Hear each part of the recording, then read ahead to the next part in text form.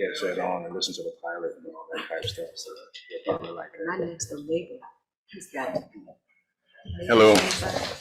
I'd like to thank everybody for attending today's board meeting. Today is February 28th, 2023.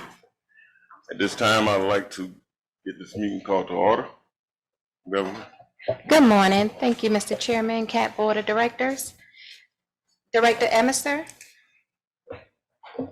Director Odell. Here. Director Stone. Director Lockett. Here. Director Adams. Here. Director Robinson. Present. Director Leggett. Director Leggett. Director Taylor. Here. And Chairman Cody. Here. Chairman, you have a quorum of today's meeting. Thank you.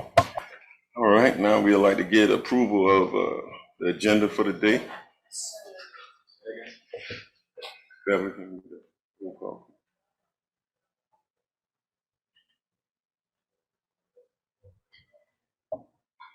Thank you, Mr. Chairman. I'll do a roll call vote. Director Emerson not present for the vote. Director Odell. Yes. Director Stone. Director Lockett. Yes. Director Adams. Yes. Director Robinson. Yes. Director Leggett not present for the vote. Director Taylor. Yes. Chairman Cody. Yes. Chairman, motion passed for the approval of today's agenda. All right, thank you. Now we'll be moving on to our consent action items of the day. We want to get approval on this. Take a vote. Thank you. Beverly. Yes, sir, Mr. Chairman. Director Emerson not present for the vote. Director Odell. Yes. Director Stone. Yes. Director Lockett. Yes. Director Adams. Yes. Director Robinson. Yes. Director Leggett. Not present for the vote. Director Taylor. Yes. And Chairman Cody. Yes. Chairman, motion passed to approve consent items 1 through 9. All right, thank you. Chairman, Beverly. I'd like to just make, I think within our packet, we have the attachments, but we don't have the actual agenda. Do we have any more copies of the agenda? Beverly? We do. I need one also. We have the attachment, we just don't have the agendas. Yeah.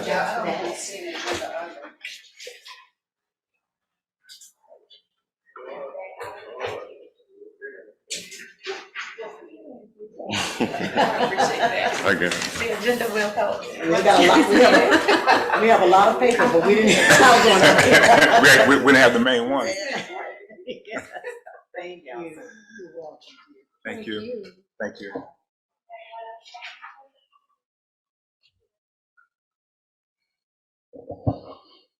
Mr. Chairman, I appreciate you taking the time at our governance meeting to go through all these and carry out any questions prior to today's meeting. Thank you. You ready? No problem. All right. Not sure.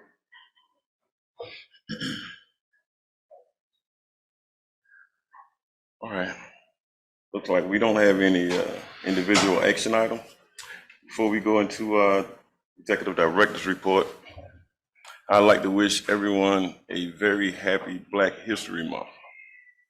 And I'd like to thank all CAT employees, staff, our stakeholders, and our CEO and all board members for living the dream, working together to accomplish all that we have through the pandemic, driving staff shortages. We had a CEO that worked with staff as well as answering any questions that the board members had. When we show all of our diversities and our ethnic groups from what we have going on in the world, we prove to the world that all transit, as with all the transporting we do, as Martin Luther King said, we want to go to the promised land. But he also knew that we can only get to the promised land together. I believe we will be the best transit agency at our capacity in the world. No one can assassinate the truth. It always ends in unity for the people. This time I'd like to go into our executive director's report with our CEO, Ms. Faye DeMassimo. Those were powerful words, Chairman. Thank you for sharing that. Thank you. It's a pleasure to be with you all today and a pleasure to have the public that has joined us virtually. I'm going to a brief executive director's report and call your attention to a few things that are not necessarily on the agenda, but were in your snapshot that I think are important. I hope you were pleased with where we are in the Greyhound lease development. They have agreed to all of the terms. You know, we're going from what was the historical from a decade ago, $11 a square foot to $43 a square foot. With a slightly different footprint than what they've had in the past. You all are aware Greyhound was purchased by a German company and they're changing their business model a bit. So they're going to be using less of the building and one less bay outside there. And so it's also giving us a chance to really reimagine the ITC. And we are looking at how we're going to reactivate that space, including our call center group moving to that area, which will be a really good location, and they're excited about it as well. So we've got a lot of good activity, and how we may reinvigorate the board facilities and so forth in that building as well. So be looking forward to some good change there. But I want to just call your attention to that, because I think that this renegotiation of the Greyhound lease is a great success for us, both as a business matter, as an opportunity matter, and certainly from the financial perspective. So we're leasing less space and getting more money. You bet.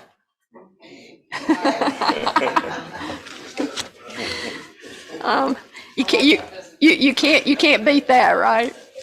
I also wanted to, one of the things that you've heard me say in several of the meetings is that one of our areas that's a real focus area for improvement internally in our business operations for us is project management.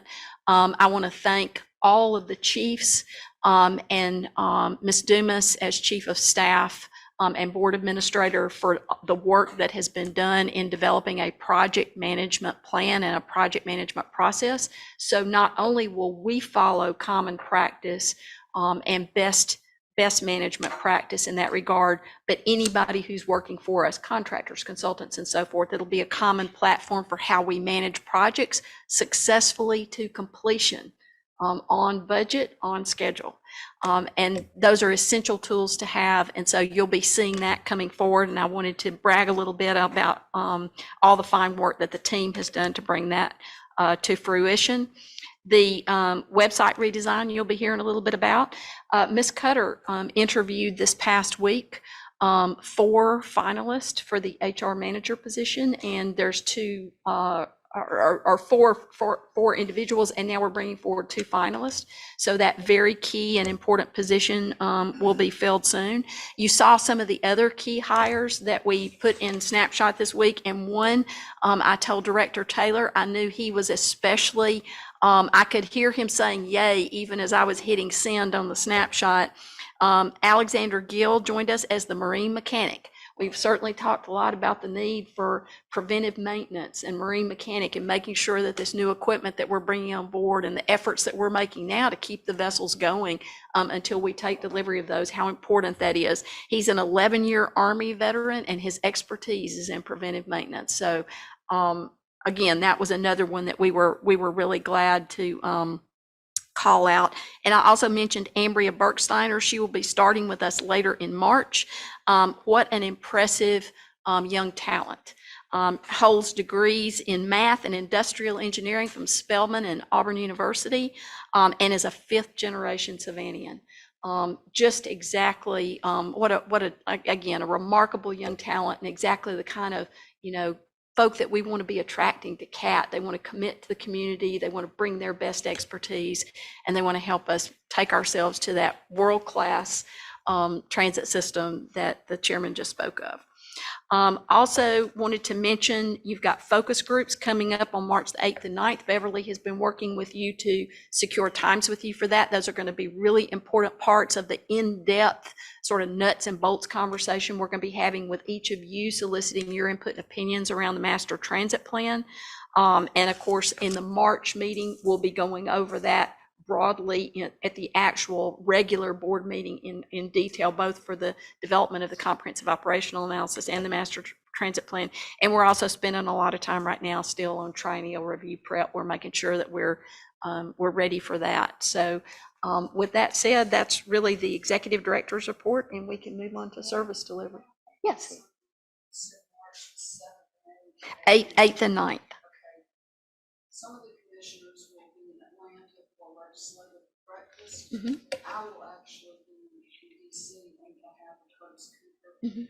So, I don't know, I can't speak for my colleagues here, but, Beverly, have you worked that out with them already? but I know that a couple of the board members are going to the legislative breakfast, so we'll be out of pocket. Okay.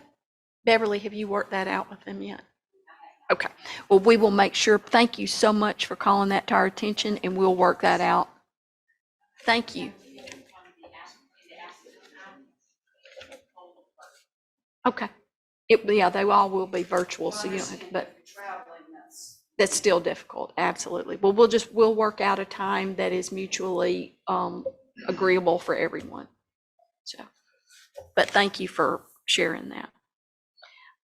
And with that, are there any other questions for me? All right, and we're also very busy with the legislative session. Every day is a more activity. So I know folks have asked me how are we doing during the session, and I said, well, you'll know on March 29th when they gavel out. So that's when you really know what has happened. So keep your focus on that. I know every week when we send you snapshot, we're also sending you the update that, but we are working with Mr. Vacker and on a daily basis. So keep making sure that we're keeping our best foot forward in securing the resources that we know CAT needs in order to be successful. All right, and with that said, Mr. Chairman, I'll turn it back over to you for the service delivery update. All right, next we have service delivery update with Margaret Demar.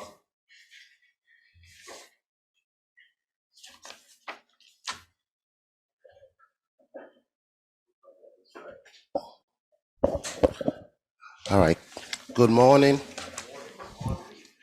Good morning, Ms. Faye. Good morning, Chair. Good morning, Board of Directors, and good morning to the public that is watching us today.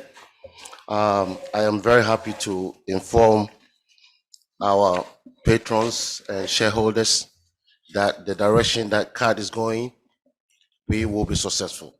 I am very optimistic that with all minds together and with the direction of our leadership, we will get it right, and very soon.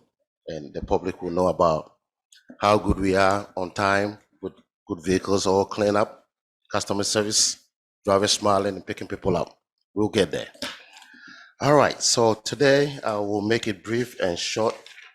First slide is about the fixed route on time performance. As you can see, our target is 70%. The month of January is a little higher than December. That means drivers are getting it. We're counseling. What I'm doing here now is that I bring drivers to my office and I let them know that, it's not only just ride up or shouting at each other, but to let them know that our goal is to provide a reliable safety service to the public. And I always quote Director Sharon says that if the service is not reliable, people will find alternative transportation. So on-time performance is the key. And we have system in place, what we're gonna do to enhance our on-time performance. And I will leave that to my department update when I get to that to explain what we have in place to boost on-time performance. So the good news is that we were a little bit higher than last month, but we're short to our target of 70%. Next slide. Okay, now on the ridership side, our target was, I would say, if I run it up, 125K. The month of January was compared to December, we're a little short, and but we were more higher than our target. So our target is 125K. This is just running it up. We were 127. So ridership is coming up. The demand is there, and eventually this is going to go up when we have our fleet and our manpower all taken care of. So that's a good news. A little short than December, but higher than our target.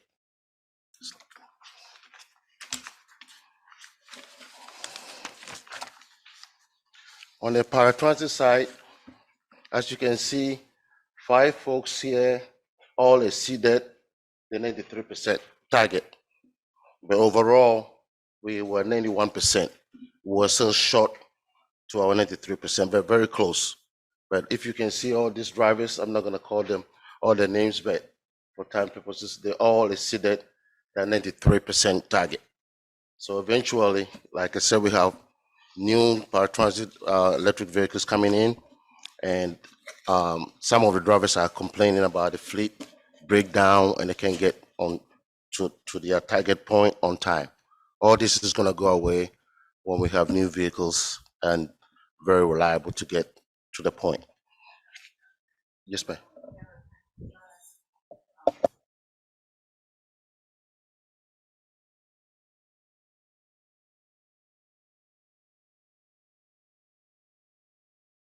My goal is if we have full staff, we might not need them because, that's cost savings.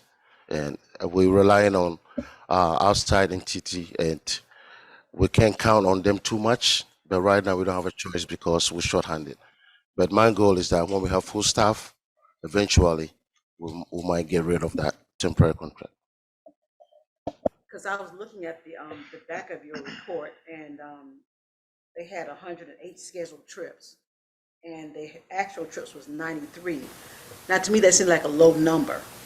So I was just hoping at some point we could actually transition away from having to use them at all. When I did reach out to them on that number, because we were almost 100 short for what was booked, and they all saying the same thing that everybody's saying: manpower, people not coming to work. So my whole goal is that I believe in house where we have control. The paratransit side, the good news is that we're very good on that because we don't need CDL. So on a weekly job fair, folks come in, and right now we're about 10 or 12 short to our target. So I would say maybe one more class, we can have full staff for paratransit. And the more we have, the much better that our service quality and on-time performance will all come together. Dr. Tomasi, I have a question. On the top 6 performers, are these over various routes? Like, how many different routes will those high percentages be? Yeah, as you can see with their names, so these are all in general. They all have different assignment every day, but they are only graded on how often they get there on time. So this is for the month of January. This is a spread.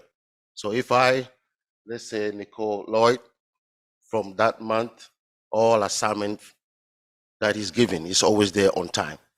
All right. So this is how they all graded, and the high performance is 97. Maybe me and Ms. Phil will talk later and see any reward system for them, because that will motivate others to also follow. Yeah. I appreciate it. All right. Okay.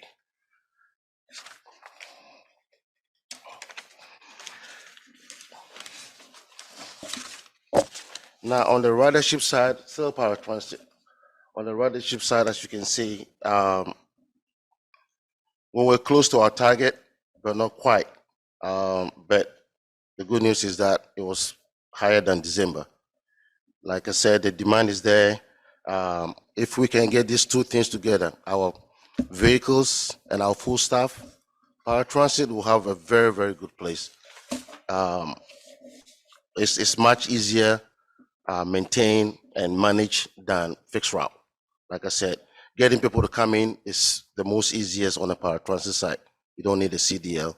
And with our vehicles, all our vehicles on the paratransit are over useful life.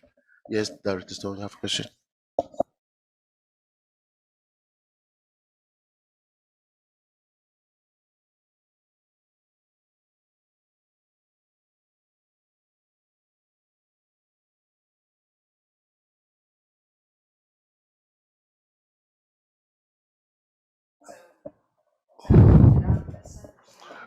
No, if I hear the question right, what I'm saying is that the fixed route part is with the CDL, and hiring the CDL drivers is very difficult. Unlike the paratransit, you don't need a CDL. So anybody with a CDL, I mean, anybody with a driver's license can come in and get trained and help us out. Yeah.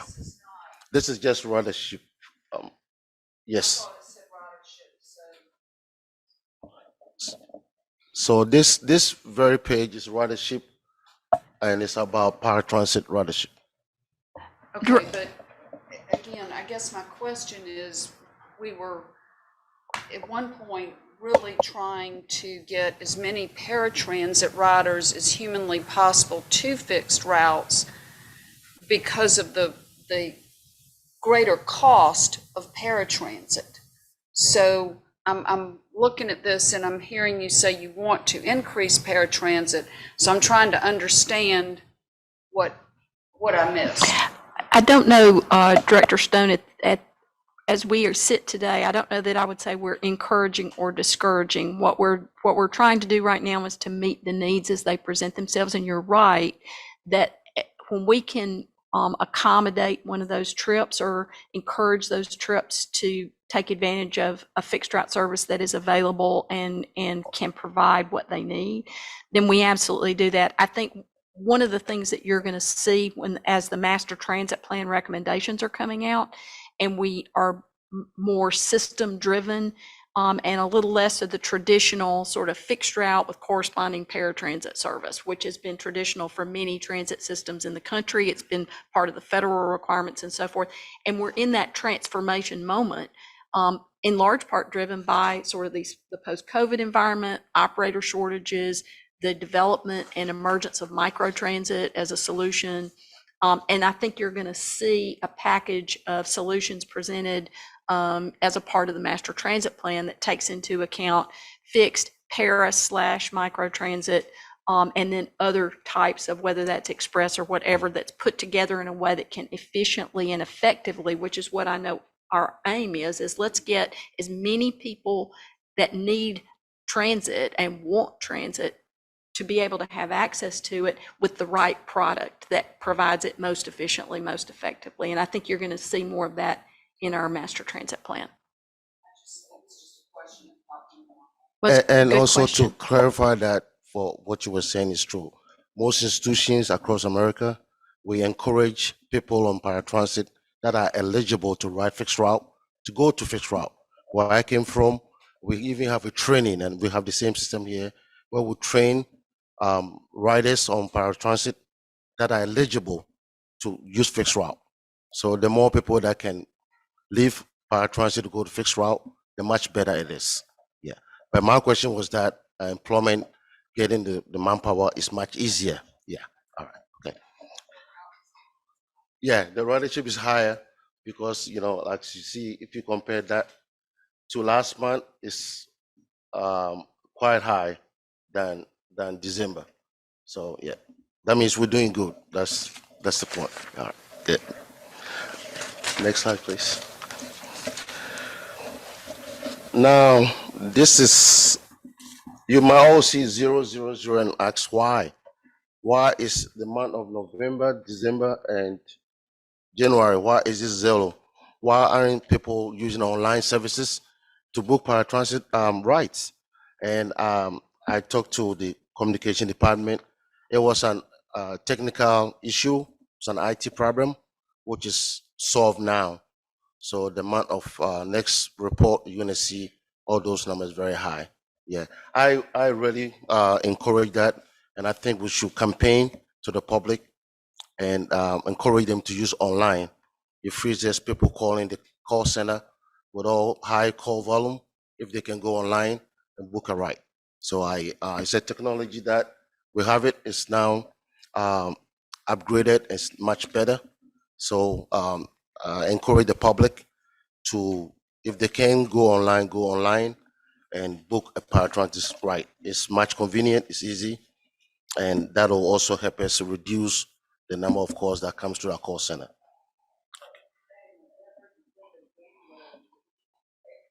Yes, yeah. So people get online, and it was a lot of problems because you might book a ride online, come to find out it's not even recorded. So people didn't know, and that's why they keep calling in. Hey, I went online, book a ride. Nobody even called me. Nobody showed up. But that is fixed now. Yes, yes. So I'll be give you an update on the next report about how people are using it online. And I encourage the public listening to us today to please go online and book a ride. It's much easier. It frees us up from all the call volume that goes to our call center. So that's the purpose of it. If people can, just like buying an airline ticket, go online, it's the same features and it's working now. So please do that for us.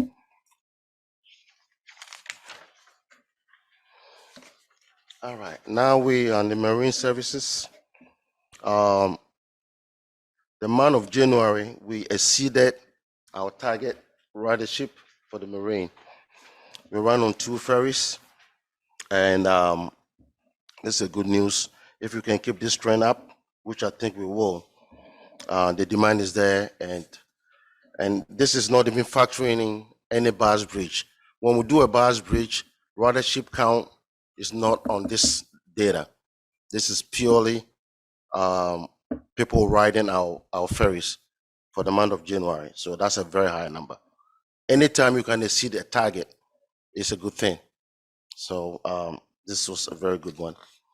Dr. Maney, I wanted to mention while you're on that slide too, that for the board to know that we are already in the planning stages for how our transit services, including marine services, but how our transit services are going to serve both the ACCG and GMA conferences. Those are always big conferences with a lot of demand, usually a lot of demand around the ferries. Last year, we stumbled, I think, a little bit in making sure we got that done reliably and effectively. This year, we're making sure lots of pre-planning in place and the bus bridge activated permanently during that period of time to make sure it's available. And so we're going to make sure that both of those events are met successfully. And Ms. Faye is right. I was on a call with the leadership team. They expect about 200 plus to come in town in April. So we got all our stuff, strategy together, and I think we can fulfill that need. Yeah.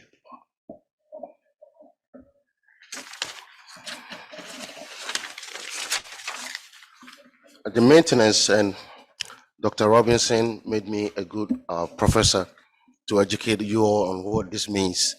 The mean distance between vehicle failures means how far can you go before your vehicles break down. The higher the number, the better.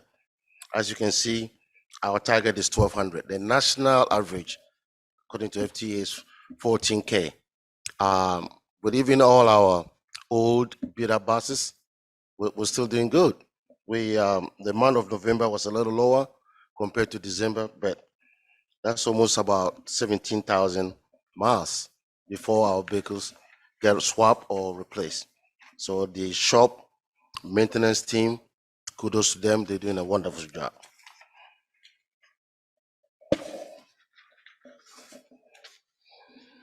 The call center, back to what I've been saying. Now, we have set a goal. Our KPI on that is if anybody call the call center, 1 minute, 60 seconds is the most the person have to be on the phone.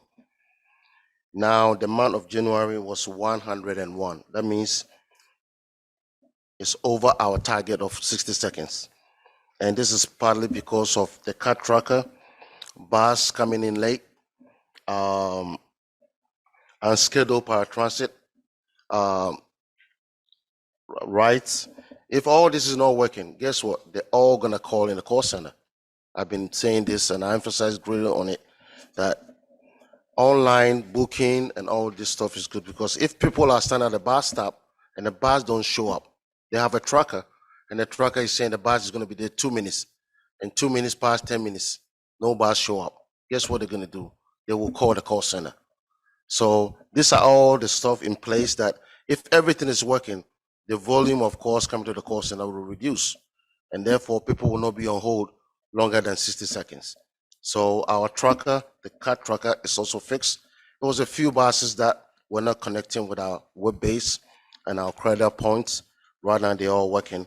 The 4 buses that mostly were on the 14, which is one of our highest ridership route, and that's where the complaint were coming from. So if we get all this stuff fixed, the volume of calls coming to the call center will reduce.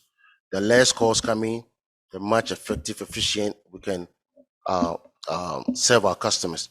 And Ms. Faye did something that is great on our messaging. We also had a message now that you're on hold. In the past, you're on hold and nobody talks to you.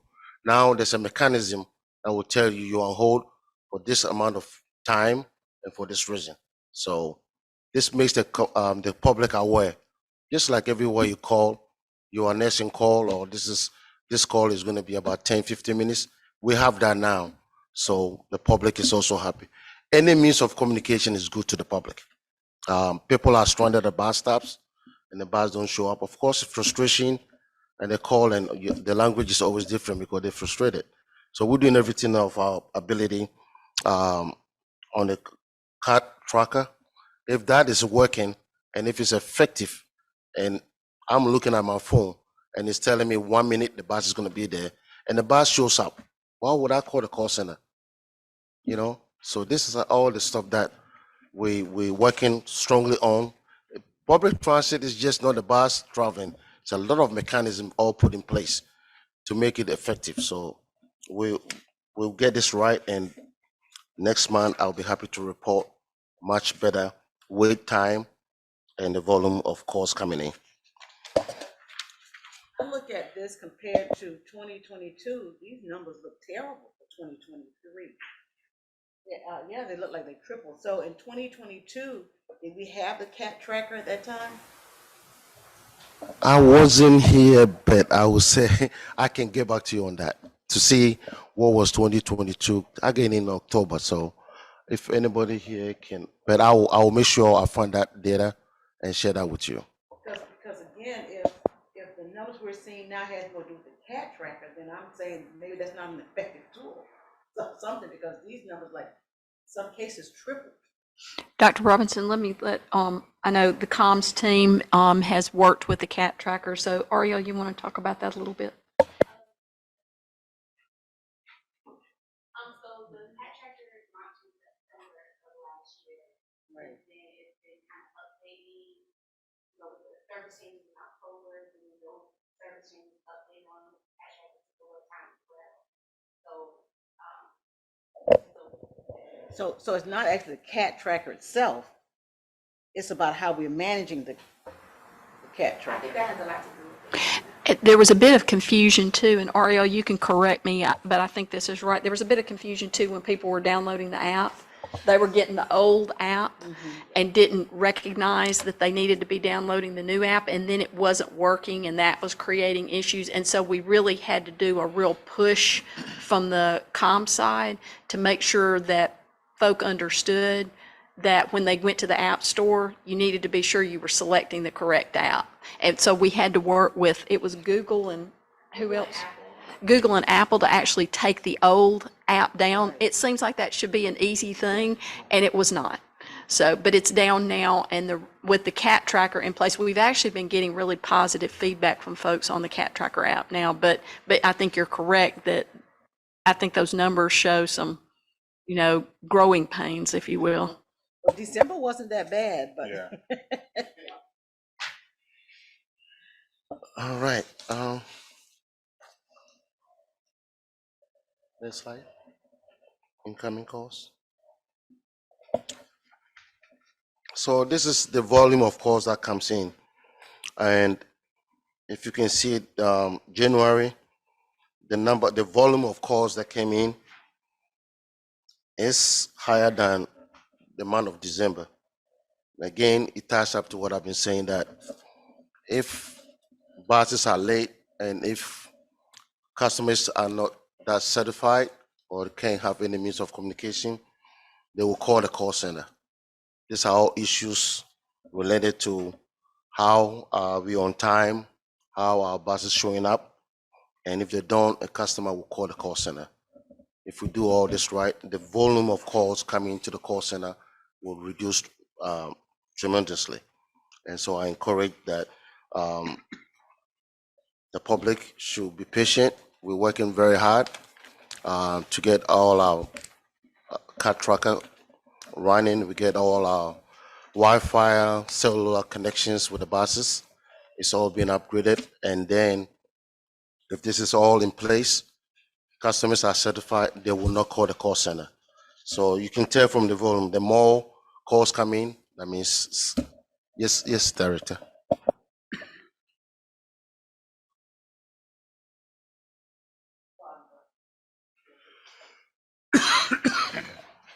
Yes, Dr. Manning. What exactly do these percentages mean for these top advocates? That means they take more calls. So if, and I was talking to Claudette a minute ago. So if I'm on call, I'm able to certify you first, take another call. That means I'm more efficient and effective. So that's why they have 99 point something percent of the calls. So the more calls you can take on a timely basis, that's how you can score high. One other question. Is the call center fully staffed? Or Well, I would say we're still short a little bit, but Ms. Faye and Ms. Carter and myself, we're trying to find alternative means to have part-time staff to come in and help us out. What I'm trying to do now, and with Ms. Faye's blessing, I want the call center hours to be the same as operation hours, so that it's not right for people to call in after 6 and the buses are running to 10 p.m. and there's no call center. So all that is in place, and we're gonna have temps to fill in those so we can have the same hours with operations hours. So yeah, we're still understaffed here, but we're working on it. Okay, you're welcome. Any questions? Okay. Okay. Let me wrap it up here. So last week I did talk a little bit about our division update, and I'm not gonna waste time on here for time's sake. So we did a training, customer service training, public transit system. Part of it that is so necessary is customer service. And I've been saying this: if you go to England, the only thing you come back and say is that the service is so better, excellent. How people talk to you, how people smile, how helpful the drivers are. These are okay. So we did. Ms. Faye had a program related to how Disney is one of the number one. We tailor-made their program, but we customized it to cut operations. And the feedback that I got from all the drivers, supervisors, everybody that attended the training was very good. And in the future, we're gonna look for outside source with experts to come in, because customer service is a key. And so this one went very well. Though it was in-house, Ms. Val was the instructor and did a very good job. But we'll be looking at outside expertise to come in and also train us all, including me, everybody, how to deal with customers.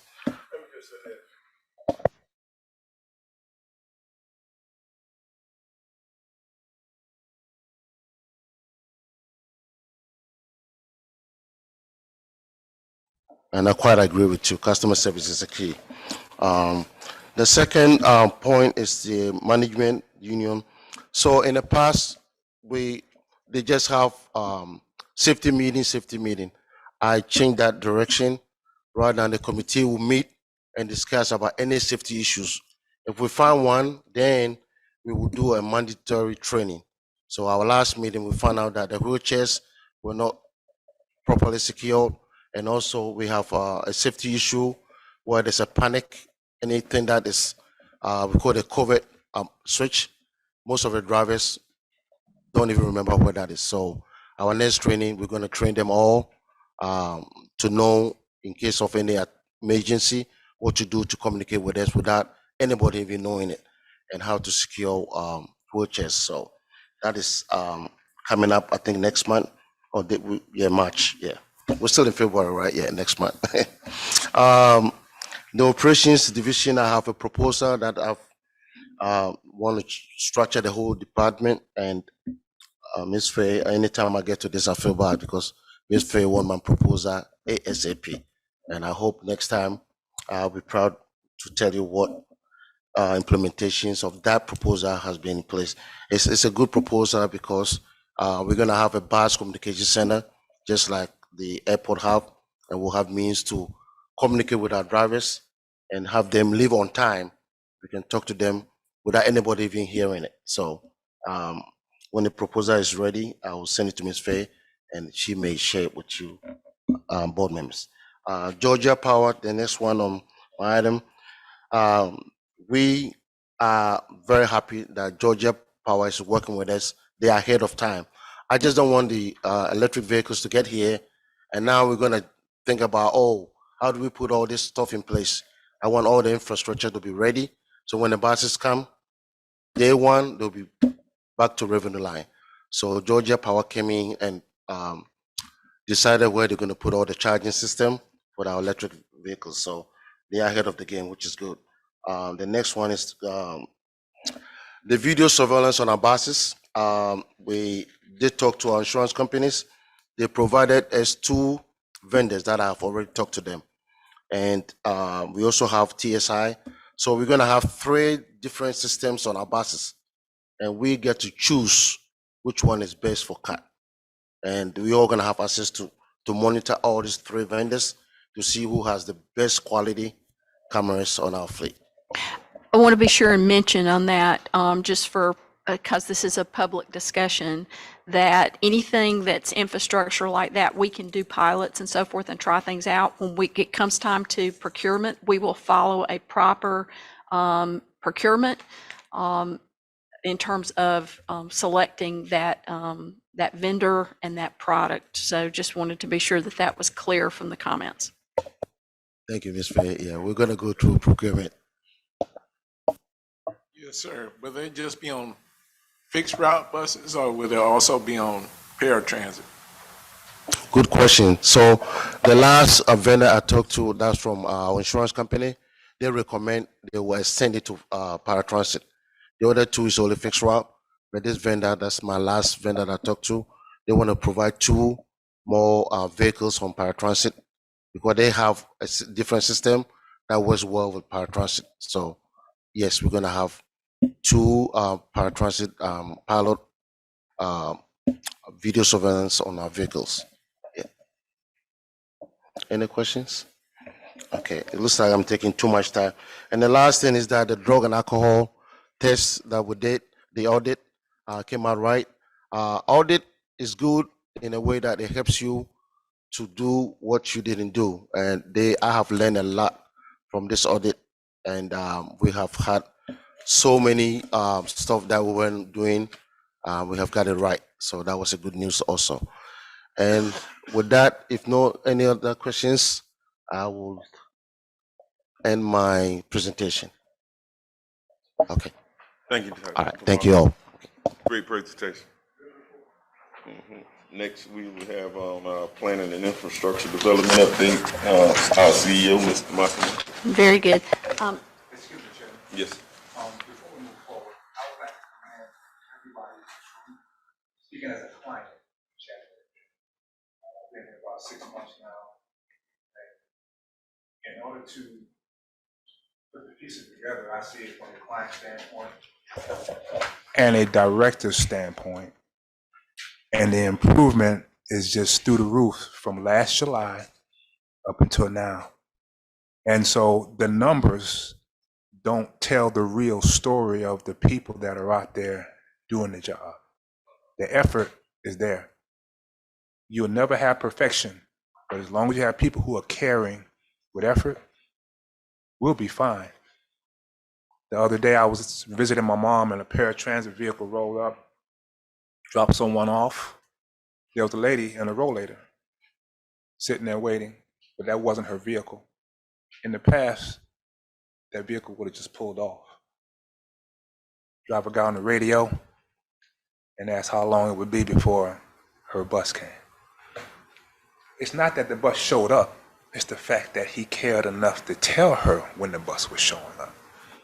It's little things like that that clients remember. And so it's just amazing what 6 months have done. I want to commend again Mr. Massimo and our staff and the directors and the managers and again the board members, because what we do here, I can actually see it making a difference out there. And not just with me, because I evaluate other passengers, because most of the drivers know I sit on the board. So while I'm out, I evaluate other passengers, not just my ride. And this is what I see. I mean, from fixed route, every now and then I'll just stand at the bus stop and just see. And it's totally, if you do a 360, that means you're going in the same direction that you were going in. But if you do a 180, you're going in the opposite way of you were going. And I'm telling you, it's just a breath of fresh air to see people with disabilities and people that have to catch the fixed route just are satisfied. And so I want to thank everybody here, and you can tell everybody that works for you that Director Taylor said thank you for all the clients. Thank you for that, Director Taylor. It's great to get that information from someone on the inside. For sure, riding transit every day definitely makes me feel good to know how much of improvement we are making towards satisfying the people. And one more thing, I have to commend Ms. Cutter, because every vehicle has all the equipment that they need in order for everybody to be safe, everything. And so you can't do that without money. You can't do that without a budget. All the seatbelts work, all the clamps work. And like I said, the skill level will come as long as you care. The skill level will follow the caring. They got the right training. As long as they care, Chatham Area Transit will be fine. But it starts right here. And so, again, thank y'all. I want to particularly say thank you. You all are all, as a board, always so deeply committed and generous with your observations and your praise. And you have no idea how much it means to all the folks that are listening, that are not in this room with you, that don't get the chance. They're out there driving the buses and driving the paratransit vehicles and operating the ferries and maintaining the equipment that we have. They're doing all that hard work. And so I appreciate the fact that you take the time here to very publicly do that. We've been trying to do more of that. There was a kudos that came in for one of our DOT shuttle operators, and it came in on the info line. And when the info line is one that when it comes in, the comms team sees it, I see it, usually the operations team will see it. Well, this operator is getting a kudo. We get complaints there too, but we got a kudo, and it was for a particular operator. So I forwarded it on over to Dr. Manny and to Mr. Dumas and said, please make sure that this operator sees this kudo, and please make sure that they know deepest thanks from the CEO. Well, so instead of just doing that, the operations team made up a flyer with the kudo that she got, and they distributed it to everybody. So now everybody wants to get a flyer, I think. And- So it's that kind of recognition of appreciation and service and gratitude for this team that starts with you all and includes every single one of us One other group is important. that I want to commend is that call center. The volume of calls that I can't even imagine that come through there, and those schedulers. And not only now, but we have all the drivers and everybody, but when I first started, they didn't have as many drivers. And it was still, no, everybody didn't get picked up on time, but the effort was there. And so from the time you call in until the time you get scheduled, to the time you get on and get off the bus, it's just a wonderful experience. Very good, thank you. Can you bring up the planning presentation for me? I'm gonna go through this. I know that this is something that we've already covered in the in-depth committee meetings earlier, but I want to go through this at least briefly. So first, next slide. We are still working on those fall service temporary modifications and how we are continuing to work toward route restoration that is appropriate. You will be, obviously, March is going to be the month for discussion of the transit plan and the comprehensive operational analysis. I believe the board is going to be very pleased, and the community is going to be pleased with the direction that CAT is heading in the vision for the future and our aims and our goals for serving everyone in the community. Next slide. First mile, last mile, we talked about this a little bit earlier too. I know that that Director Stone and other directors have had this as a real key area of emphasis.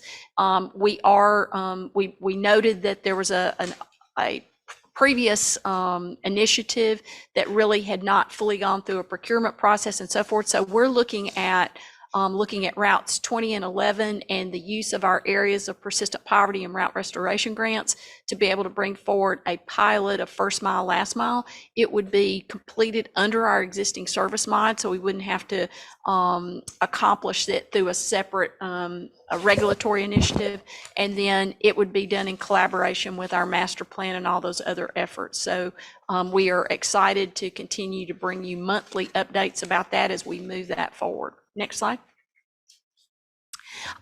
This was the maps that we were just showing to mention.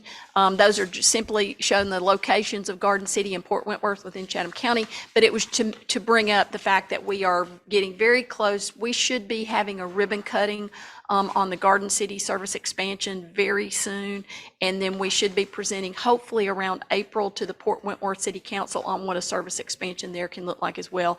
And what an exciting thing to talk about for any transit system in the country, to be talking about service expansion right now, especially with partners like Garden City and Port Wentworth that are willing to be not only a partner in the service, but a financial partner in the service. Next slide. Oh, I'm sorry, sir. Yes, ma'am. I was involved with a community meeting in Garden City the other day. And they want to know what's the dates for this plan, Garden City, to be implemented. We are waiting on, as a matter of fact, Mr. Flanders came to the door right before the meeting started. We're waiting on the right-of-way permitting approval from GDOT. We should get it any day, and as soon as we do, we'll be getting the shelters out there, and the service will begin to run. We want to do a ribbon cutting around it where Garden City, as well as you all, can be involved in. What a great announcement. So very, very soon. I wish I could give you an exact date, but I would say within the next 60, 90 days at max. Thank you, ma'am. And then on the competitive discretionary grant status and earmarks, of course, ferries 1 and 2 are fully funded. Ferry 3, we have the T-HUD earmark. That's also the ferry that we are seeking support through the state legislature for the match funds needed for that. The FY 2018 dock and ferry maintenance facility are making great progress now, and we expect to come off of that unobligated balances list that we've been on very soon. The paratransit maintenance facility T-HUD earmark, we are coordinating with the city of Savannah on a site location for that. And we are considering what are the best opportunities we have for the application replaced than the final ferry that requires replacement. We're probably going to look at an earmark for that because those applications are easier. We've just got to figure out the funding strategy in particular for that, because we're trying to be very conservative and smart about all of our funding right now, as you know. And then we should be hearing in the next couple of months at the latest on the SMART grant application. You'll recall that was 100% grant funding application, and that is around smart technology and the use of microtransit zones to pilot that service. And that was a project that was done in collaboration with both Savannah State and Georgia Tech. Next slide.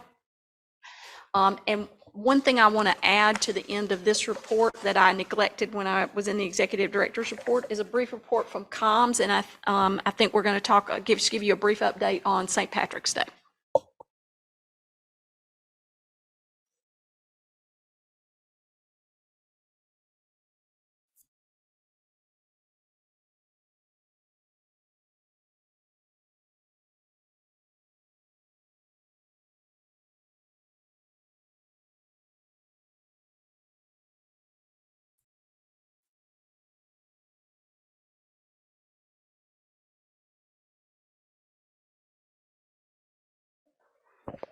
Today, we're just going to focus on our communication strategies for St. Patrick's Day.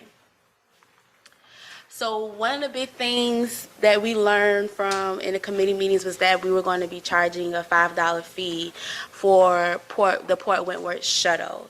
And to eliminate wristbands and any of those transactions, we're going to implement our Token Transit app, which we already use for passes, to be used on St. Patrick's Day. So what the user would do is they'll download the Token Transit app, and then they'll just choose St. Patrick's Day Unlimited, and it'll look like this on their screen, and they just show that to the operator. Of course, they pay for the ticket, and they just show that to the operator, and then they're done. So it won't be no type of human contact of any of that kind. We thought this was a safer way, and it's something we already use and can implement, and so we're excited to try this out on St. Patrick's Day.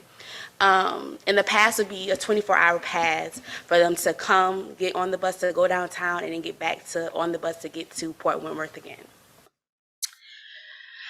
Another thing that our comms team is working on is a 2023 rider guide, and that will be system-wide for fixed route, paratransit, Savannah Bells Ferry, Savannah shuttles, Port Wentworth shuttles, a guide to how to use Token Transit, things to know such as, when the parade starts and any like road closures, and then some of the popular events that's happening. We thought this would be a good idea so it could help the call center with less calls if everything is in one area. We're also going to be a part of the City of Savannah's press conference March 15th about parking and transportation, where we also will have another opportunity to let the people know CAT's plans and answer any media questions as well. One thing to mention there as well, this goes to the question that you asked us, Dr. Robinson, about how we were making sure that we were addressing those folks who might not be doing St. Patrick's Day stuff, but who need CAT services and would be impacted for the period of time of this event.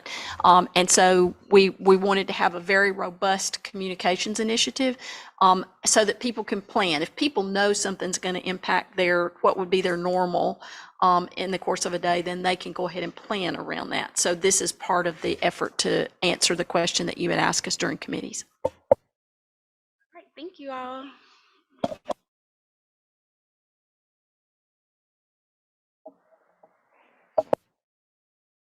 Next, we have our Chief Financial Officer, Ms. Cutter.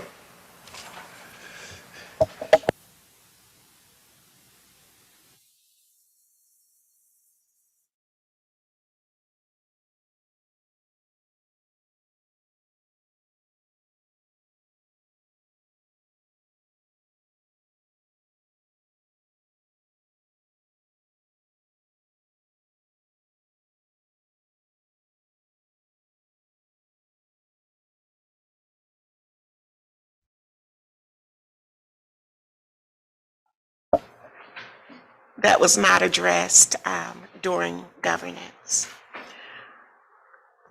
If not, as we talked about previously, we were going to notice if you're looking at the graph, the revenue and expense line come closer together as a result of the implementation of the outcome of union negotiation. So that's what it looks like.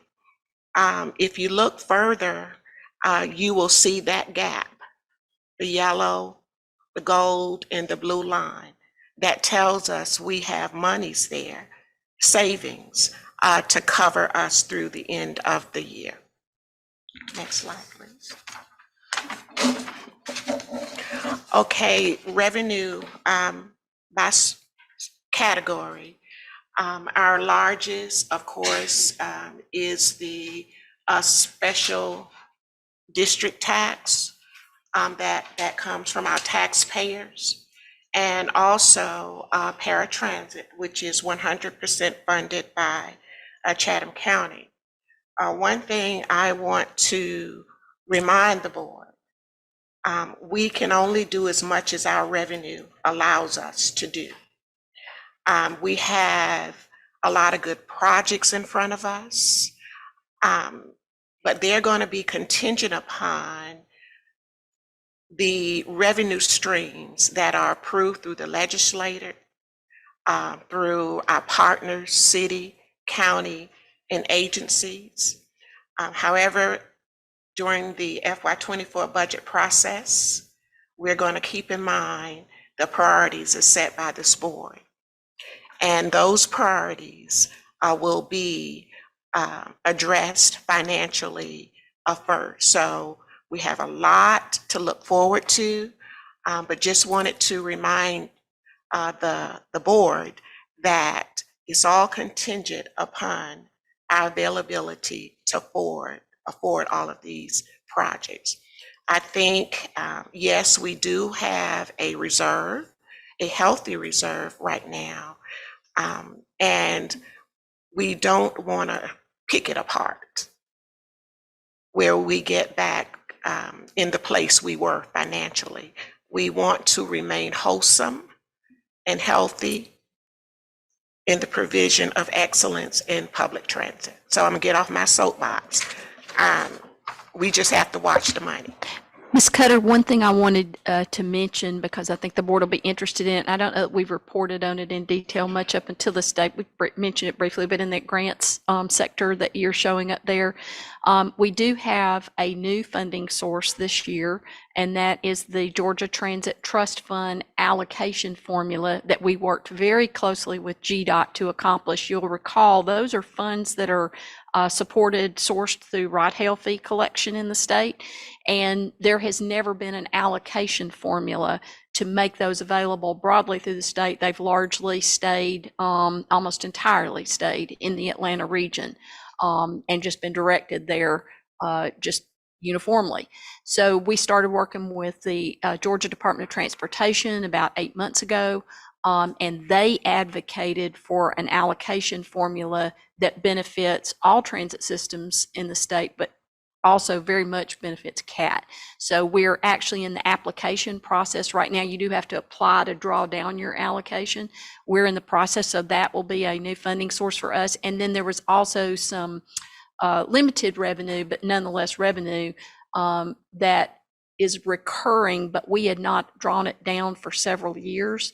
That's called the FBP Ferry Boat Program. It's actually through Federal Highway, interestingly enough, and it's a transfer of funds. It occurs through Georgia DOT. And when we found out that there were funds there that we had not drawn down for the last several years, Ms. Cutter and I, we're never going to leave a dime anywhere. We got right on that, and so those funds are coming into us as well right now. So just wanted to be sure we mentioned those. I wasn't going to ask a question, but can you go back to that slide again?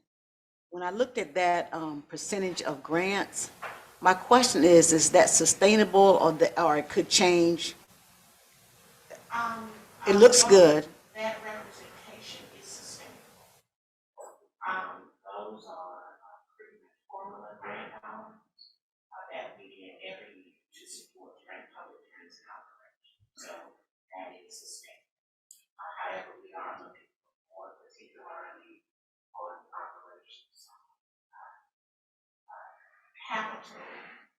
we are very fortunate with that. But everything we are trying to do on the operations side, we will continue to pursue right to further assist. But it looks good.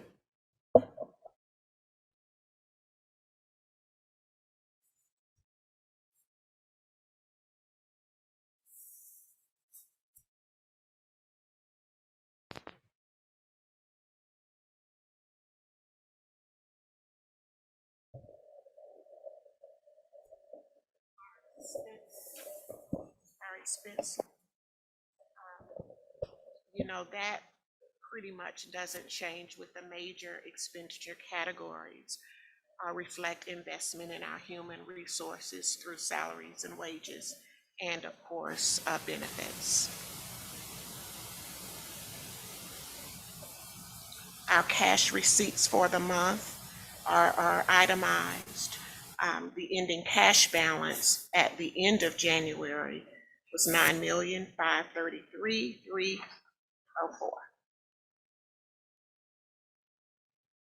Just an overview of the actual versus our budget. We look pretty good right now. No major overruns at all. Our operating reserves, 105% of our goal, at $7,916,548, used for the purposes below if needed. Only if needed and in case of emergency. Our action items in which the board addressed today. Recruitment is still going very well with assistance from the Department of Labor and of course our Human Resources Department.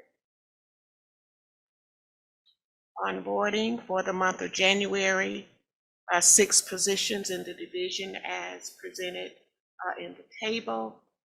Employee exits, 5 also presented in the table. Our FY24 budget, we are in the midst of it. We've had our Munisystem module upgrade implemented. We'll be doing some testing or training this Friday for employees that will be entering data. We will be meeting with department managers just to ensure we capture all of the needs. After that, of course, the needs will be prioritized and we will be bringing back a balanced budget for the board's approval.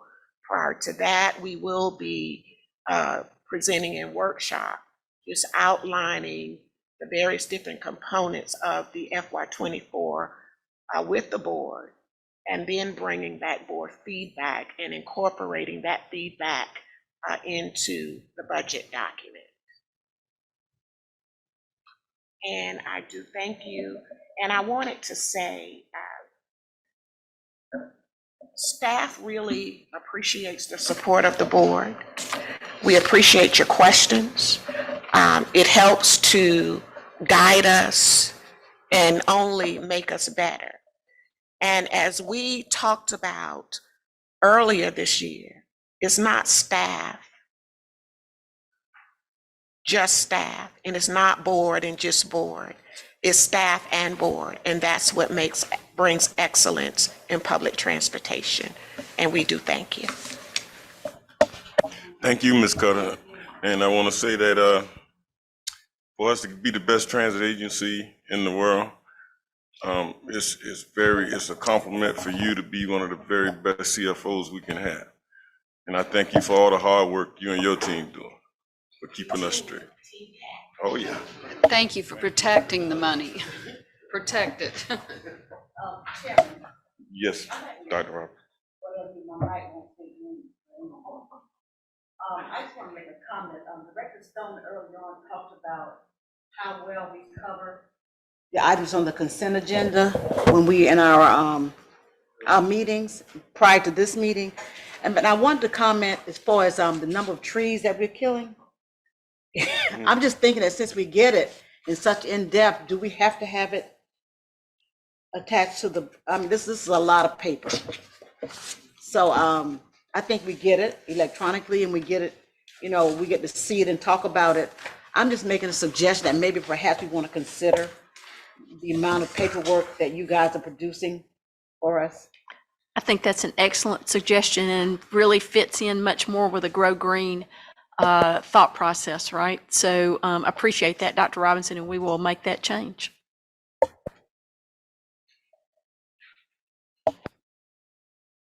I'd like to thank everybody, all staff for your reports today. And at this time, we would like to go into an executive session for the discussion and deliberation of personal matters. This time, I'd like to get a first and a second. Thank you. We're going. Yes, sir. Thank you, Chairman. Yes, we're gonna get 5 minutes. Okay, all right. Well, Chairman, can I go ahead and make the vote? We're gonna vote. Do the roll. Okay. Director Emerson, not present for the vote. Director Odell? Yes. Present for the vote. Director Stone? Yes. Director Lockett? Yes. Director Adams? Yes. Director Robinson? Yes. Director Leggett? Yes. Director Taylor? Yes. And Chairman Cody? Yes. Okay, Chairman, motion passed to enter into executive session with a 5-minute break.